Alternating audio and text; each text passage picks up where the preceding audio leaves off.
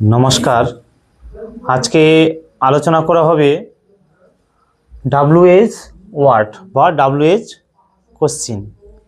আমরা যখন ইংরেজি পড়ি সেক্ষেত্রে এই ডাব্লিউএইচ ওয়ার্ডের বিশেষ একটা ভূমিকা রয়েছে, কারণ আমরা ডাব্লিউএইচ ওয়ার্ডের মাধ্যমে বিভিন্ন যে প্রশ্নের উত্তর দেই সেটা কিন্তু ডাব্লিউএইচ ওয়ার্ডের মাধ্যমে, এবং এই ডাব্লিউএইচ ওয়ার্ডটা আমাদের ভালো করে জানতে হবে, তবেই আমরা ইংরেজির সঠিক উত্তর দিতে পারবো যে কোনো প্রশ্নের।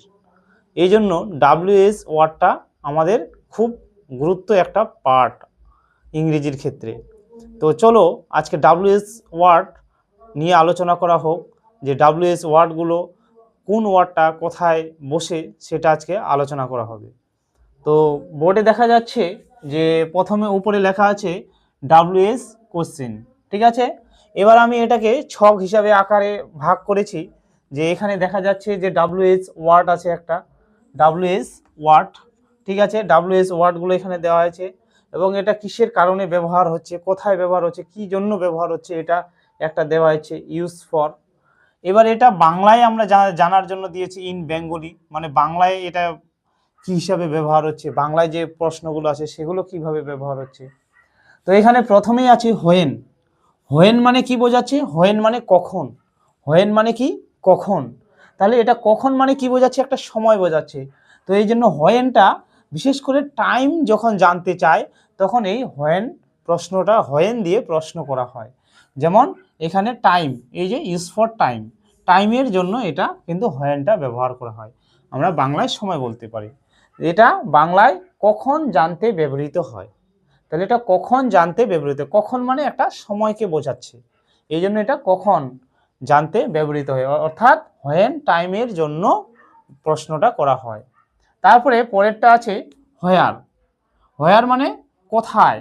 হোয়ার মানে কোথায় বোঝাচ্ছে, কোথায় মানে একটা জায়গাকে বোঝাচ্ছে, জায়গাকে নির্দিষ্ট করছে যে কোথায় জায়গাটা। তাহলে হোয়ার মানে কোথায়, এই যেখানে দেওয়া আছে ইংরেজিতে প্লেস, ঠিক আছে।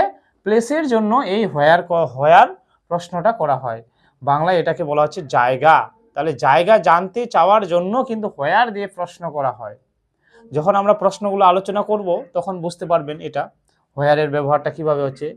এবার কোথায় জানতে ব্যবহৃত হয়, তাহলে এই হোয়ারটা কি জন্য ব্যবহার হয়?